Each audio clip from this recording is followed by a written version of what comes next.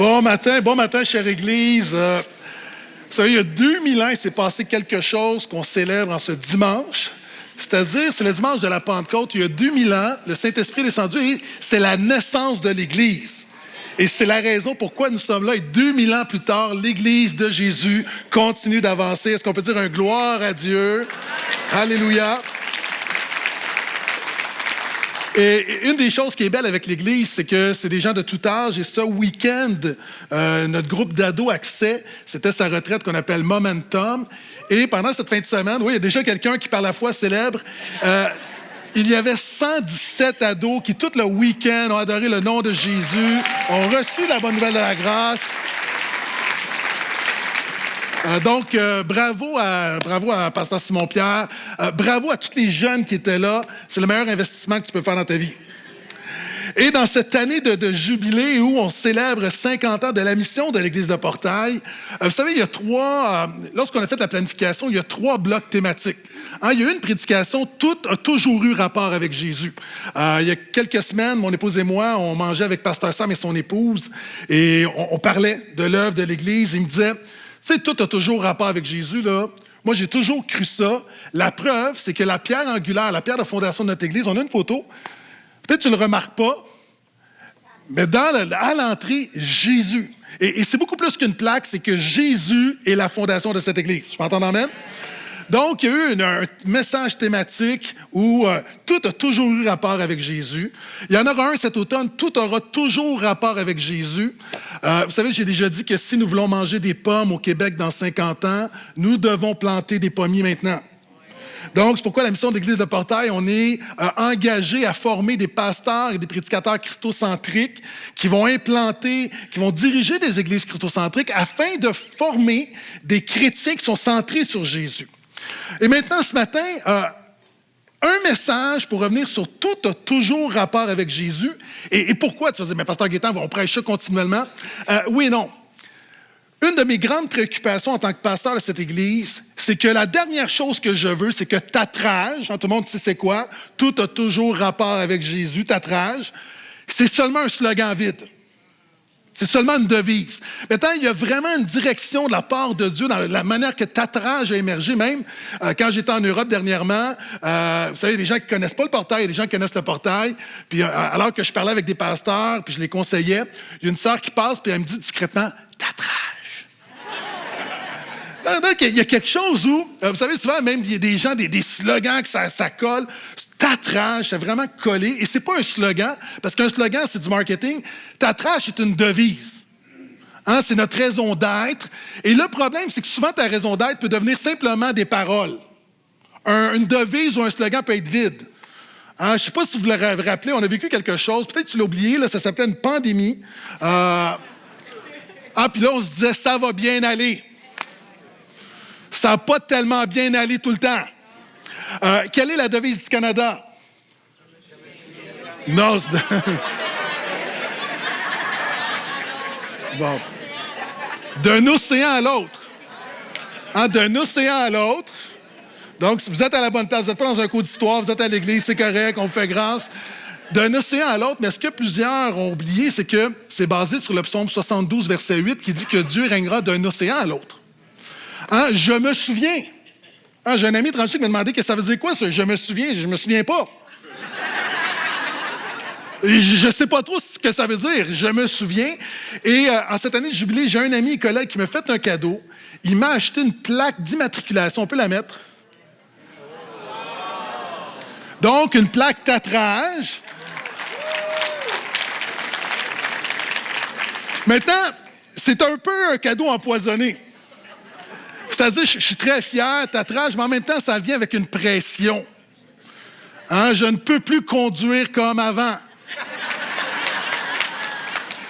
Si un policier puis une policière sur l'autoroute m'arrête, il va dire, ça s'avère être des chrétiens, puis Pasteur Gaétan, bon, excès de vitesse avec tatrage comme plaque d'immatriculation, c'est pas fort.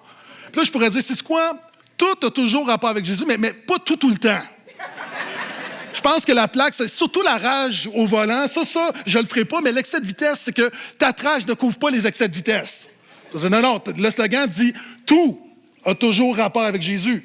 Si je me fais mettre sur le côté, puis la policière me dit, Pasteur Gaétan, excès de vitesse, vous n'avez pas fait votre arrêt-stop, je dis, excuse-moi, Madame l'agente, nous sommes un mardi, ta tranche, c'est juste le dimanche. Donc, tu comprends que tout a toujours rapport avec Jésus. C'est beaucoup plus qu'une devise.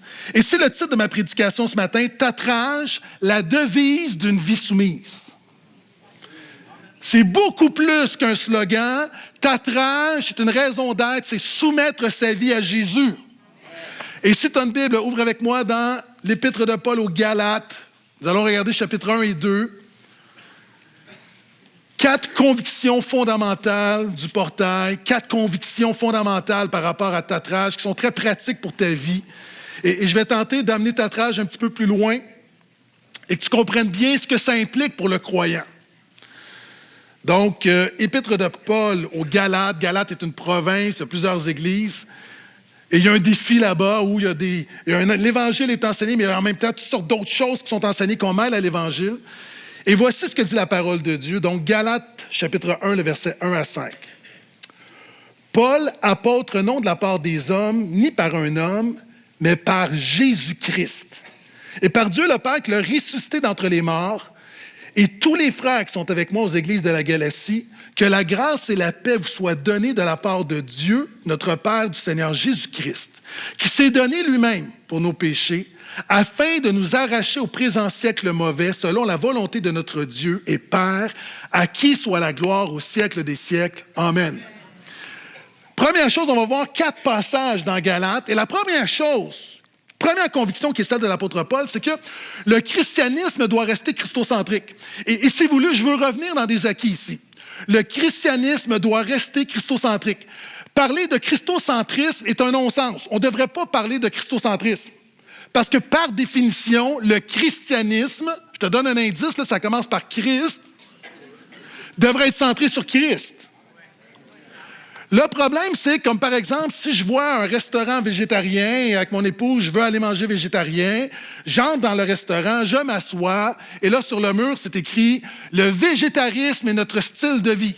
OK, super. Je demande le menu et là, je vois de l'agneau, du poulet, du steak. Et là, je dis, mais il y a un problème. Je dis, parce que, tu sais, comme végétarisme, c'est végétaux, donc il devrait y avoir des légumes, quelque chose. Je dis, oh, mais il y a des légumes dans l'assiette. Avec votre poulet, là, on vous met un petit peu de légumes, puis je dis, non, mais je m'attends que les légumes ne se fassent pas partie de l'assiette, je m'attends que les légumes soient toute l'assiette. Et imaginons que tous les restaurants végétariens commencent à offrir de la viande. À un moment donné, tu as quelqu'un qui va se dire, on va revenir à l'essentiel, et il va écrire, nous sommes végétocentriques. Maintenant, c'est pourquoi nous sommes obligés de parler d'église christocentrique ou de chrétiens christocentriques, parce que le christianisme est centré sur plein de choses, mais Jésus n'est pas quelque chose dans tout ce qu'on fait. Il est le centre, il est le tout de ce qu'on fait. Est-ce que je peux entendre amène à ça? Et c'est intéressant, l'apôtre Paul commence immédiatement par, dès qu'il commence, en disant, moi je suis apôtre par Jésus-Christ. Et l'apôtre Paul fait l'exercice, il met constamment l'accent sur la personne de Jésus. Avez-vous remarqué, quand on regarde le hockey, il y a beaucoup de choses qui se passent. Hein? Sur la glace, il y a beaucoup de choses qui se passent. Sur les bancs des joueurs, il y a beaucoup de choses qui se passent. Dans l'aréna, il y a beaucoup de choses qui se passent. Mais la caméra suit une chose. La rondelle. Tu ne veux pas voir Youpi. Tu veux voir la rondelle. Il y a le DJ, c'est très intéressant, mais tu veux voir la rondelle. Ce qui se passe derrière le jeu, c'est peut-être bien intéressant, mais tu veux voir la rondelle. La réalité, c'est que nous devons mettre tous nos efforts à garder nos yeux constamment fixés sur Jésus et ne pas se laisser distraire par le reste. Amen. Et c'est pourquoi l'apôtre Paul ramène non seulement la personne, mais l'œuvre de Jésus. Regarde le verset 4, il va dire, « À Jésus qui s'est donné lui-même pour nos péchés afin de nous arracher au présent siècle mauvais. » Pour l'apôtre Paul, est-ce que tu vois rapidement comment il amène l'Évangile? Pendant longtemps, ma vision de ce que Jésus a fait pour moi, puis souvent je l'ai utilisé comme illustration, puis plus que je mature dans la foi, plus que je me rends compte que cette illustration est imprécise. Moi, je me voyais comme quelqu'un qui est en train de se noyer dans l'océan, et Jésus arrive avec la bouée, puis il me lance la bouée, puis je dis « Jésus, Jésus, Jésus », puis il me lance la bouée, puis il m'a sauvé. Mais ce n'est pas ce que la Bible dit. La Bible dit, tu n'es pas en train de te noyer. Sans Jésus, tu es noyé, tu es dans le fond de la mer, tu es en train de te faire manger par les requins. Mais Jésus a plongé, il a tué le requin, il m'a sorti, il m'a ranimé, il m'a rendu vivant, et maintenant je mets ma foi en lui parce qu'il est mon sauveur. Donc, Jésus, l'œuvre, elle est fondamentale. Et la Bible dit que, l'apôtre Paul va dire, grâce et paix. C'est seulement l'Évangile de Jésus qui donne la grâce et la paix. Il y a des gens ici, tu n'es pas dans la grâce. Si tu n'es pas dans la grâce, tu ne seras pas dans la paix. Lorsqu'on était en Côte d'Ivoire, là, on est arrivé tout au nord à Corogo, et vous le savez, c'est la jungle, c'est la savane. J'entre dans ma chambre, et là, je vois un lézard. Okay. Et là, je dis, tu sais, je vais avoir l'air viril, mais je vais voir le pasteur. Je dis, il y a un lézard, est-ce que tu peux me débarrasser de ça? Là, il part à rire, il dit, mais non, mais il dit, ici, t'es dans la jungle, là. Il dit, même si on tue un lézard, il y en aura plein, là. Il dit, OK, c'est quoi ta solution? Il dit, non, mais il faut que tu apprennes à vivre avec. Ils ne viendront pas sur toi. Selon toi.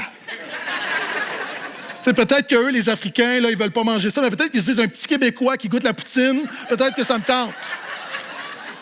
Et là, pendant mon séjour, j'ai dû faire la paix, je suis là, puis là, il y a les lézards qui se promènent, puis il y en a un en haut qui me regarde, puis j'espère qu'il se cramponne comme il faut. Puis à un moment donné, il y a quelque chose où, quand tu réalises que tu ne peux rien faire, tu dis, OK, je vais faire confiance à la parole. Ils ne viendront pas sur moi. Maintenant, dans la vie, il y a une réalité où tu réalises que sans Jésus, tu ne peux rien faire contre la mort, contre le péché, contre le diable. Mais par ta foi en Jésus, par sa grâce, ça te donne une paix parce que lui peut faire ce que toi, tu ne peux pas faire. Et la parole de Dieu continue. Et regarde, dans Galates, maintenant, il se produit quelque chose d'unique dans les évangiles, dans les épîtres. L'apôtre Paul, après les salutations, généralement, il fait une prière, une action de grâce. Mais là, l'apôtre Paul, c'est la seule épître où il n'y a pas d'action de grâce, il n'y a pas de prière. L'apôtre Paul est fâché. Il est extrêmement fâché contre l'Église de Galate. Et regardez ce qu'il dit, le verset suivant, verset 6. « Je m'étonne que vous vous détourniez si vite de celui qui vous a appelé par la grâce du Christ pour passer à un autre évangile. Non pas qu'il y en a un autre, mais il y a des gens qui vous troublent et veulent pervertir l'évangile du Christ. Mais si nous-mêmes, ou même si un ange du ciel vous annonçait un évangile différent de celui que nous avons annoncé, qu'il soit anathème, qu'il soit maudit, rejeté, qu'il aille en enfer. Nous l'avons dit précédemment, je le répète maintenant, si quelqu'un vous annonce un évangile différent de celui que vous avez reçu, qu'il soit anathème. Et maintenant, est-ce la faveur des hommes que je désire? Hein? Est-ce que je prêche pour faire plaisir aux hommes? Non, l'apôtre Paul dit, ce que je désire, c'est celle de Dieu. Est-ce que je cherche à plaire aux hommes? Si je plaisais encore aux hommes, je ne serais pas serviteur de Christ. Église, écoute bien, là. Écoute, parce que des fois, des gens ne comprennent pas trop. Tu sais, au portail, on est intense avec l'Évangile, avec la bonne nouvelle, avec Jésus, puis tu ne comprends pas trop. L'apôtre Paul, ici, la deuxième chose qu'il est en train de dire, c'est que l'Église doit préserver l'Évangile. Ça, c'est ta job et ma job de préserver l'Évangile. Et le problème, c'est que souvent de fois, on ne réalise pas, mais on ajoute des choses à l'Évangile. Il y a des chrétiens qui sont blasés par l'Évangile. Jésus n'est pas suffisant.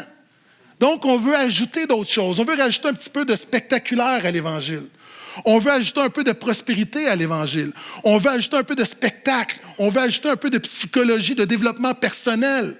On veut faire du coaching spirituel. On ajoute un peu de politique, un peu de peur. Hein, une fois de temps en temps, j'ai un membre de cette église qui me contacte sur les réseaux sociaux parce qu'il y a un ministère quelque part qui est très alarmiste. Puis, Pasteur Gaétan, qu'est-ce que tu fais pour nous préparer à toute l'intelligence artificielle? Puis, qu'est-ce que tu fais pour nous préparer au complot mondial? Puis, qu'est-ce que tu fais pour nous préparer? Je vous prêche l'Évangile à toutes les semaines. Mais c'est comme si l'Évangile n'est pas suffisant. Hein? Et l'apôtre Paul dit, et c'est un peu, si tu veux empoisonner quelqu'un, mettons que je voulais empoisonner Pasteur Ralph.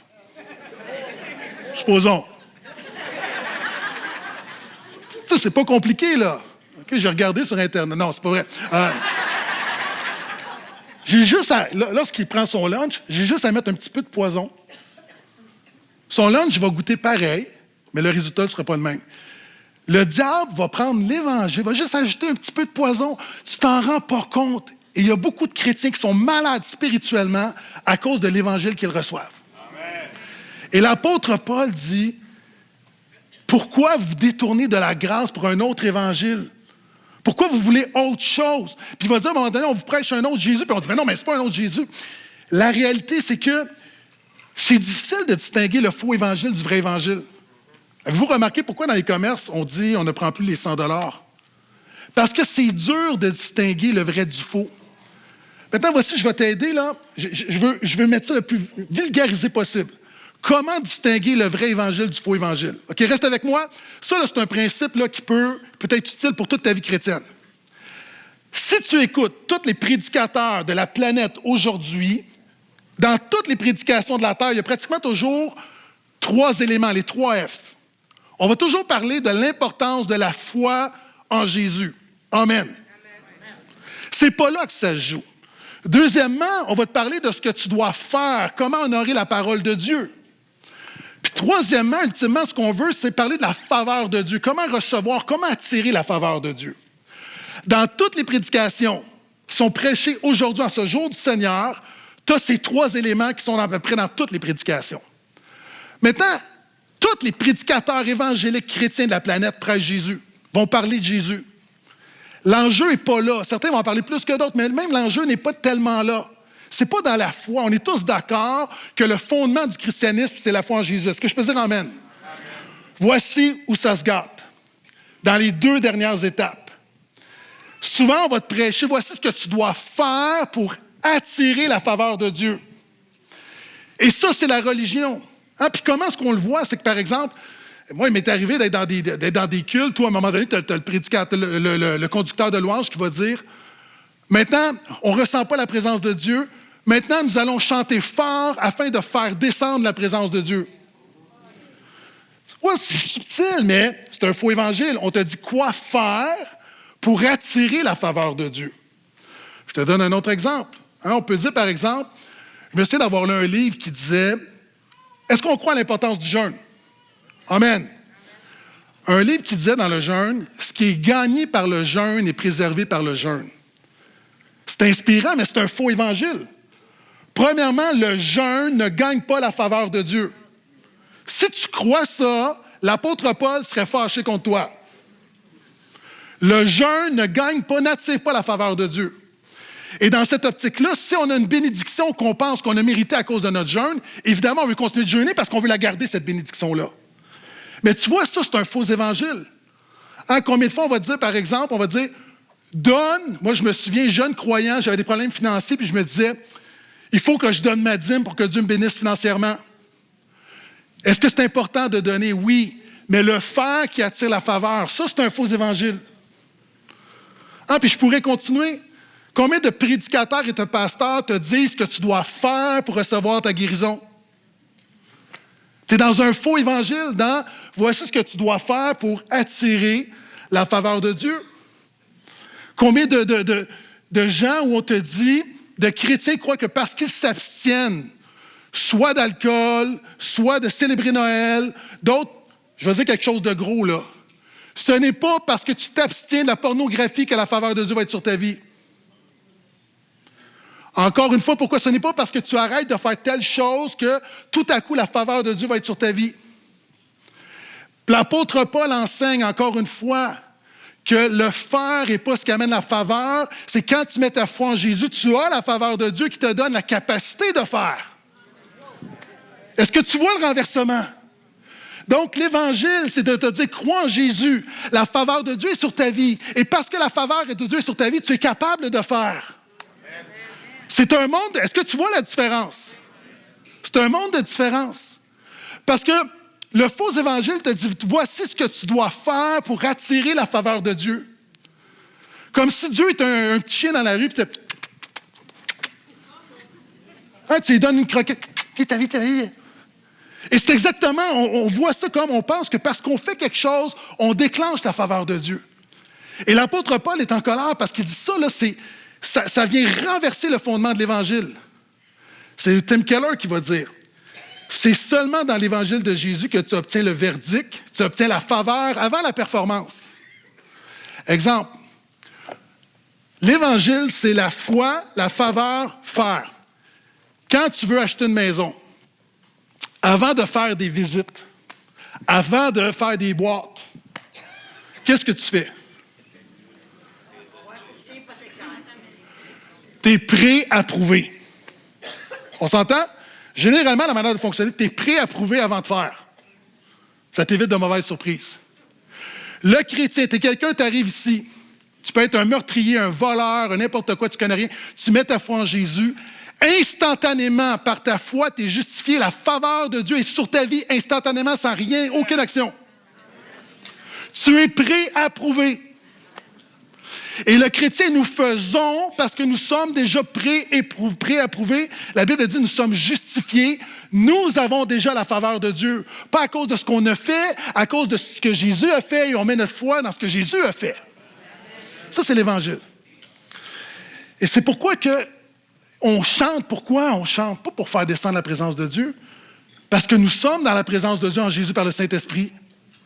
Hein? Pourquoi est-ce qu'on jeûne? Pas pour attirer la faveur de Dieu. Parce qu'on sait que Dieu, nous sommes enfants de Dieu, nous connaissons notre identité en Christ. Et on ne jeûne pas dans la performance. On jeûne simplement comme acte d'humilité, disant, Seigneur, bénis ton enfant. Mais si tu ne me bénis pas, je reste encore ton enfant et je te louerai malgré tout.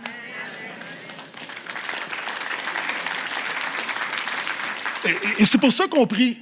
On prie parce qu'on a la faveur de Dieu. On prie au nom de Jésus parce qu'on sait que Dieu nous entend. Et quand Dieu ne nous donne pas ce qu'on demande, on n'essaie pas de faire plus. C'est qu'on se soumet à sa volonté parce qu'on sait que Dieu répond à la prière, mais on sait que quelquefois, Dieu sait mieux que moi-même ce qui est bon pour moi. Quelquefois, la bonté de Dieu me dit non. Donc, je ne suis plus un marchand qui négocie avec Dieu où je fais quelque chose pour avoir une bénédiction. Je suis un enfant de Dieu qui me comporte en enfant de Dieu, qui marche en relation avec le Père. Est-ce que tu vois comment ça change tout? Donc, c'est ce que l'apôtre Paul dit. Donc, la faveur de Dieu sur nos vies ne dépend pas de ce qu'on fait, mais de ce que Jésus a fait. La parole de Dieu appelle ça la justification par la foi. Le problème, c'est que beaucoup de chrétiens croient que pour leur paradis, leur salut, ils sont justifiés par la foi, mais ils marchent dans la vie quotidienne à faire pour attirer la faveur de Dieu. Quand le dernier voyage qu'on avait fait avec Pasteur Warren, lorsqu'on arrive au Maroc, à Casablanca, il y a du retard, on n'a presque pas de temps, il nous reste 30 minutes pour prendre notre vol vers Abidjan. Okay? Et là, Casablanca, c'est quand même un grand aéroport, et là, on court, et là, à un moment donné, je réalise qu'on ne va pas y arriver, là. Parce que tu vois, il y a plein d'étapes où, parce que normal, c'est les douanes, donc tu dois arriver, puis là, tu dois mettre ton passeport, puis là, tu as les portes automatiques, puis là, après ça, tu as le scanner, puis après ça, tu passes aux douanes, puis après ça, tu enlèves tes affaires, ouvres les sacs. Là, je dis, on ne va pas y arriver. Donc, ma solution, c'est que je vois quelqu'un, un agent de l'aéroport, je l'accroche. Je dis, toi, tu deviens mon meilleur ami. Et je lui explique. Puis il dit, OK, suivez-moi. Et là, notre vie a changé. Tout à coup, toutes les portes se sont ouvertes.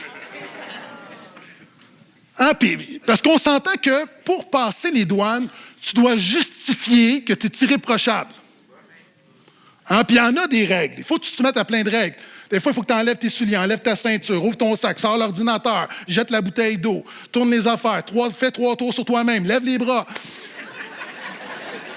C'est épuisant d'être justifié par les douanes. Mais là, on a eu, comme on dit en hébreu, on a eu une fast track. Pourquoi? Parce qu'on était avec lui. Donc, j'aurais pu avoir une bombe dans mes bagages, mais parce que j'étais avec lui, j'ai passé. J'avais pas de bombe. Maintenant, ça, c'est la vie chrétienne. Encore une fois, on n'est pas justifié. La faveur de Dieu n'est pas sur nos vies parce qu'on fait toutes les règles, les bonnes affaires. Non, c'est juste parce qu'on suit Jésus, puis à cause de lui, on passe devant Dieu. Ça, c'est vrai tout le temps. Et c'est pourquoi, je reviens, l'Évangile, l'Église doit préserver l'Évangile. L'Évangile, c'est quoi? L'Évangile, littéralement, c'est une bonne nouvelle. La bonne nouvelle de quoi? De la grâce. C'est ce que Paul dit au début. Je m'étonne que vous vous détourniez si rapidement de celui qui vous a appelé par la grâce de Christ. Donc, le message, le christianisme, c'est l'œuvre de Jésus. Jésus, c'est l'Évangile, c'est la bonne nouvelle. Bonne nouvelle de la grâce. C'est quoi la grâce? C'est une faveur imméritée. Et quand un pasteur te prêche comment mériter la faveur de Dieu, tu sais que c'est un faux évangile. Et le problème, c'est que ça te rend malade. Tu sans t'en rendre compte. Et l'apôtre Paul dit, c'est tellement important que même si j'avais une révélation, mais l'apôtre Paul dit, même si moi, l'apôtre Paul, je vous annonçais un autre évangile, que je sois maudit. Hein, même si n'importe quel apôtre, pasteur, t'arrive avec une révélation, qu'il soit maudit. Même si pendant que je te prêche, un ange apparaissait sur l'estrade. Oh! Et apportait un évangile, puis l'ange disait, non, non, non, tu dois faire pour avoir la faveur de Dieu. Dis merci pour la belle expérience, mais retourne chez vous. Pourquoi? Parce qu'encore une fois, c'est fondamental. Sinon, encore une fois, Jésus est venu pour rien. Donc, frères et sœurs, l'Église doit préserver l'Évangile. Est-ce que je peux entendre amène à ça? Okay. Et regarde maintenant, on va faire une étude de cas. Va au chapitre 2, verset 11 à 18, et tu vas voir pourquoi tatrage est important. Puis tu vas voir que même l'apôtre Pierre, à un moment donné, il y a eu des saisons de sa vie où il n'était pas tatrage, puis l'apôtre Paul va le chicaner. Et là, je veux que tu sois avec moi, là. Porte attention, c'est un texte qui est riche. Mais Seigneur, vraiment, là, donne-moi l'entendement. Regarde ce que dit la parole de Dieu. Verset 11. Donc, Paul va donner un exemple, une étude de cas, pour démontrer que le christianisme doit rester christocentrique puis l'Église doit préserver l'Évangile. Mais lorsque Céphas, donc Céphas, le nom araméen de l'apôtre Pierre, vint à Antioche, je lui ai résisté en face parce qu'il était condamnable. Wow! En effet, avant la venue de quelques personnes de chez Jacques, hein, qui est le frère du Seigneur, qui est le leader de l'Église de Jérusalem, il mangeait avec les païens, mais après leur venue, il s'esquiva et se tint à l'écart par crainte des circoncis. Comme lui, les autres Juifs usèrent aussi de dissimulation, en sorte que Barnabas même fut entraîné par leur hypocrisie. Quand je vis qu'il ne marchait pas droit selon la vérité de l'Évangile, littéralement, lorsque je vis qu'il ne marchait pas droit selon la vérité de la bonne nouvelle, je dis à Céphas, en présence de tous, si toi qui es juif, tu vis à la manière des païens et non à la manière des Juifs, comment peux-tu forcer les païens à judaïser? Et regarde l'apôtre Paul, et il va parler de justification par la foi. Et quand il parle des œuvres de la loi, remplace ça dans ta tête par les œuvres humaines pour attirer la faveur de Dieu. Nous sommes juifs de naissance et non pécheurs dans tes nations, sachant que l'homme n'est pas justifié par les œuvres de la loi, mais par la foi en Christ Jésus. Nous aussi, nous avons cru en Christ Jésus, afin d'être justifiés par la foi en Christ et non par les œuvres de la loi, parce que nul ne sera justifié par les œuvres de la loi. Nul ne peut attirer la faveur de Dieu par les œuvres de la loi. Nul ne peut gagner la faveur de Dieu en obéissant au commandement biblique. Mais si en cherchant à être justifiés par Christ, nous étions nous aussi trouvés pécheurs, Christ serait donc serviteur du péché? Certes non.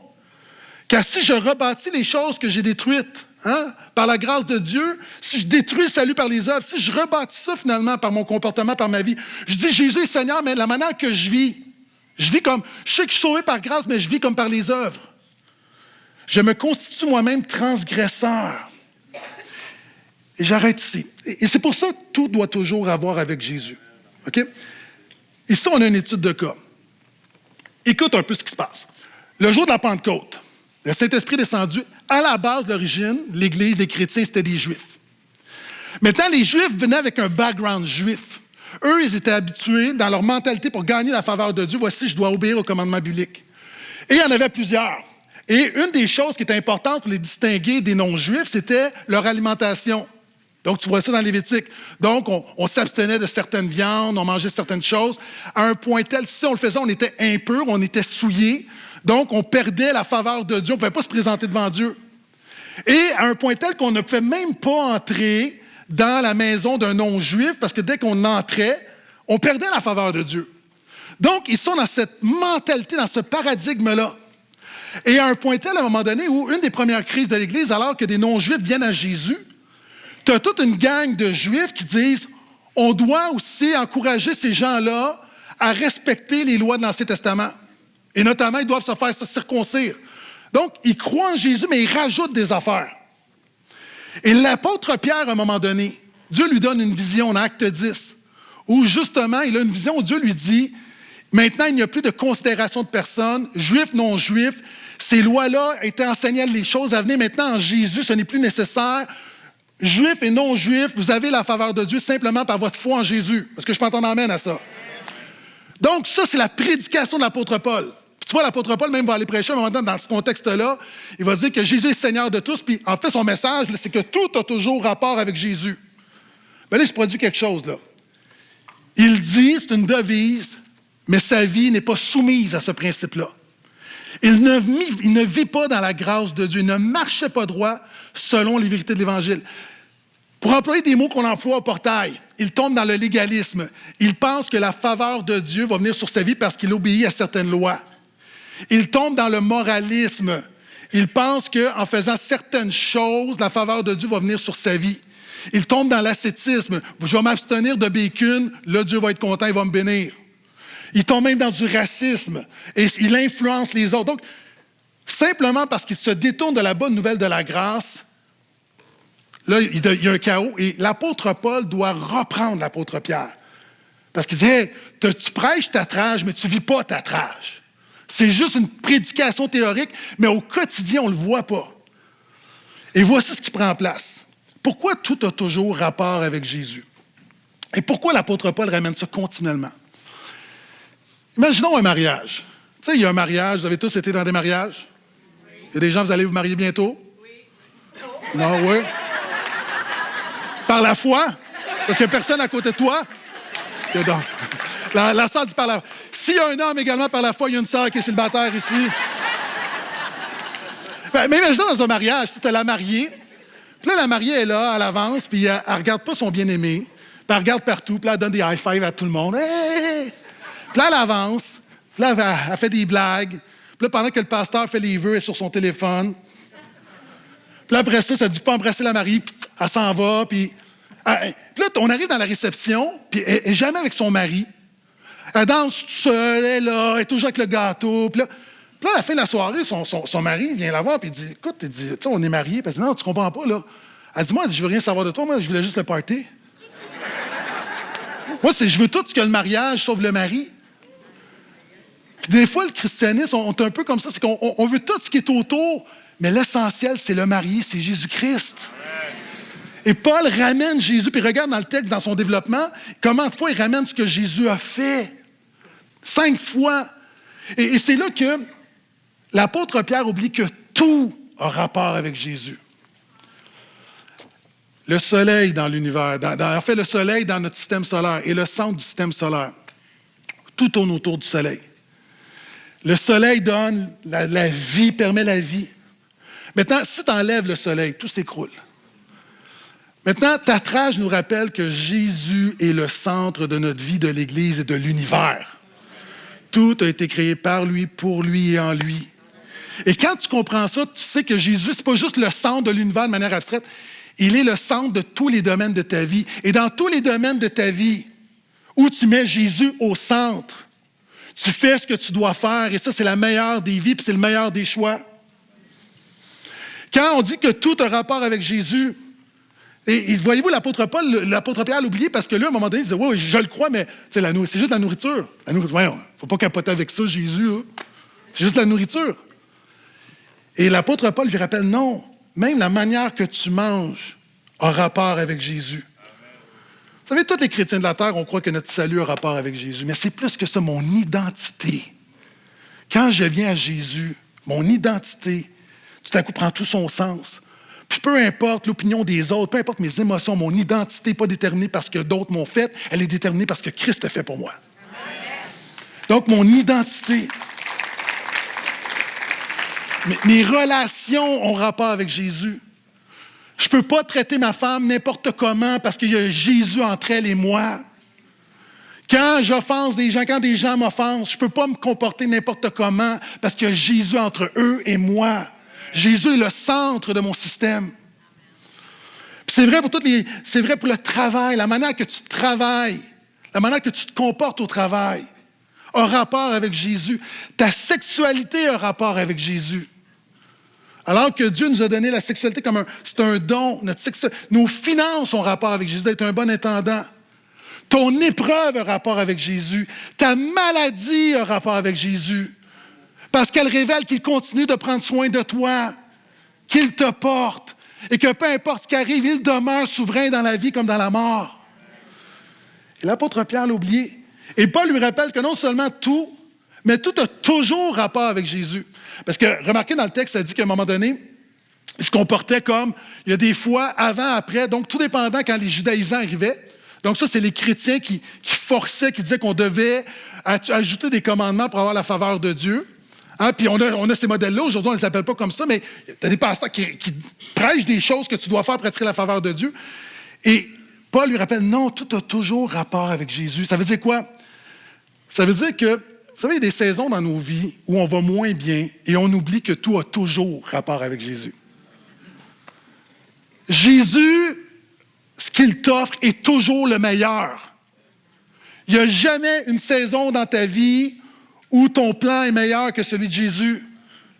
Exemple, tu m'invites à la maison, tu dis, Pasteur Gaétan, viens à la maison avec ton épouse, je vais te faire un festin. Amen.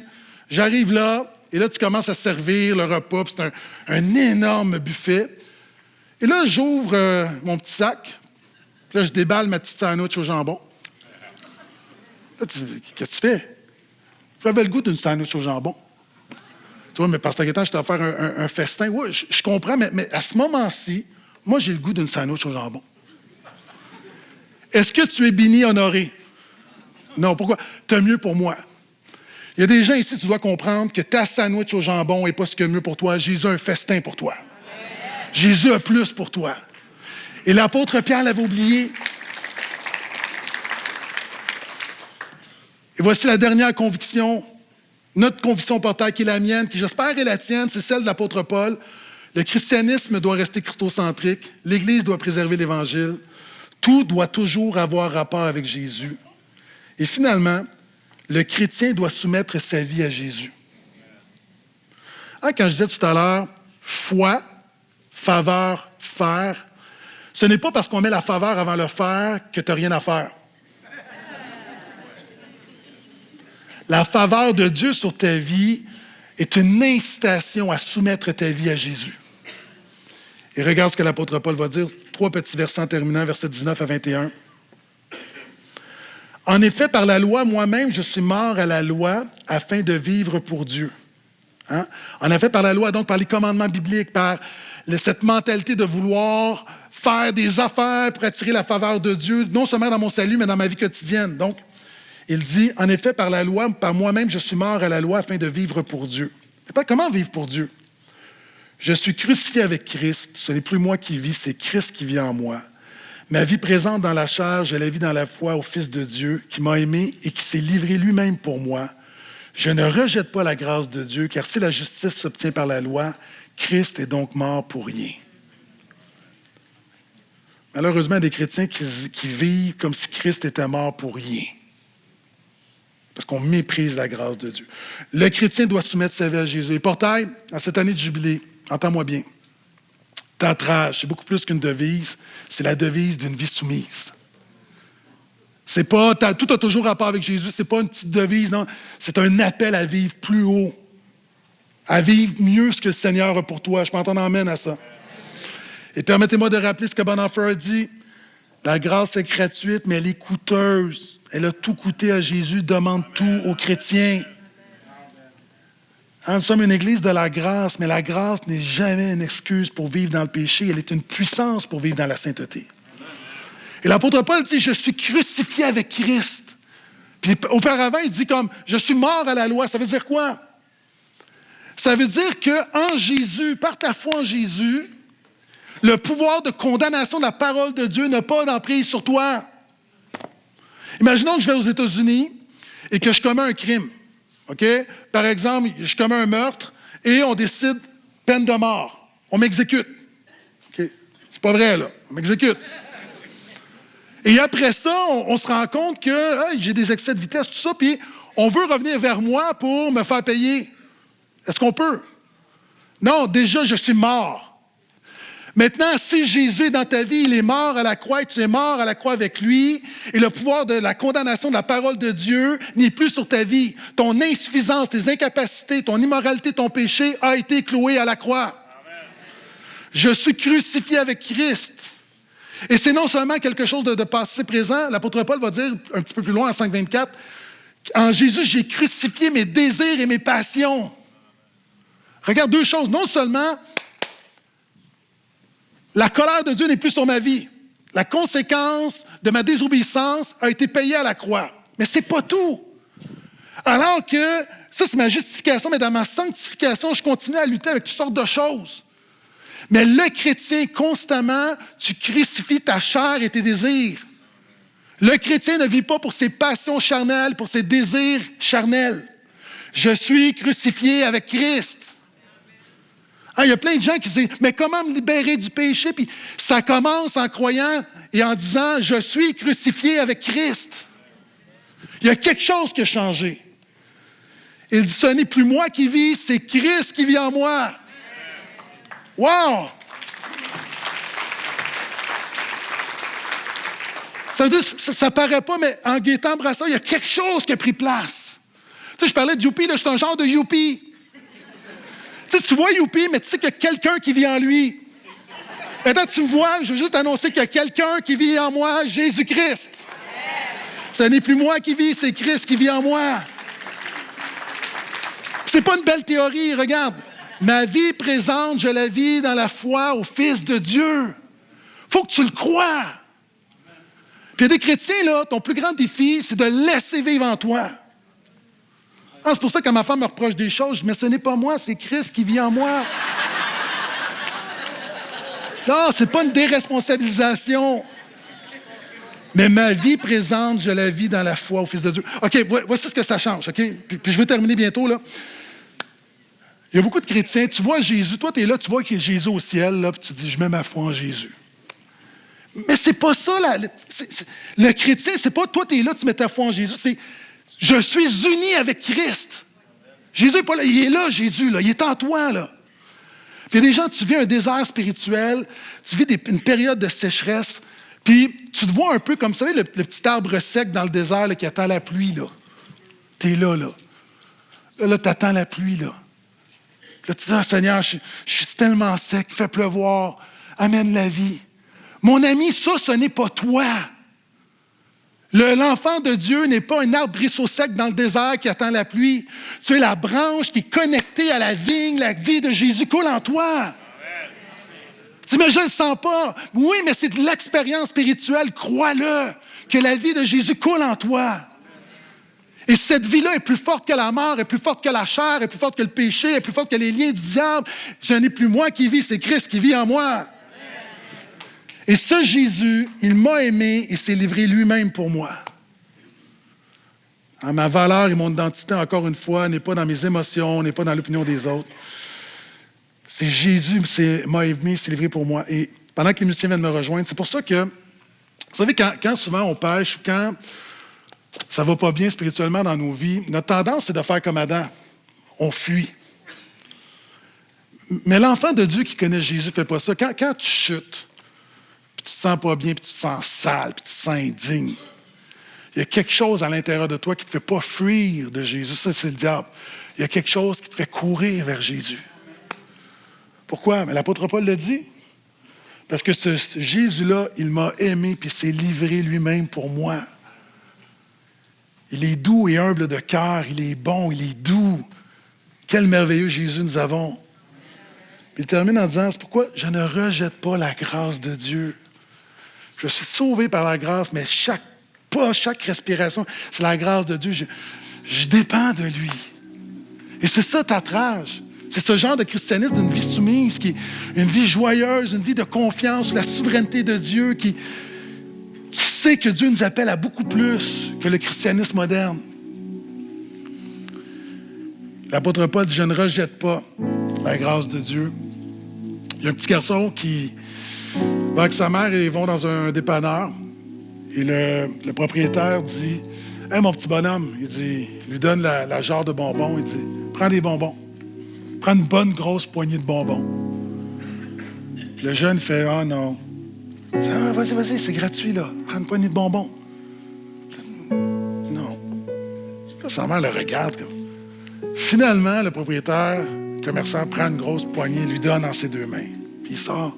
Puis sa mère lui dit, « Hey, mais ça ne te ressemble pas d'être gêné comme ça. Pourquoi tu n'as pas pris des bonbons? » Elle dit, « T'en voulais pas? » Il dit, « Oui, j'en voulais. Mais je savais que sa main est plus grosse que la mienne. » Sa main est plus grosse que la nôtre. Quel grand Dieu nous avons. Je ne rejette pas la grâce de Dieu. La grâce de Dieu me dit, sa main est plus grande que la mienne. Et c'est pourquoi l'apôtre Paul termine dans Galates 6, 14 en disant, « Je ne mettrai ma fierté dans rien d'autre que dans la croix de Jésus-Christ. » Oui, c'est Jésus pour qui tout a toujours rapport avec Jésus. Que Dieu nous garde, que ce soit une devise. Ma prière, que ce soit une vie soumise à la gloire de Jésus. Est-ce qu'on peut dire Amen? C'est la parole de Dieu pour ce matin.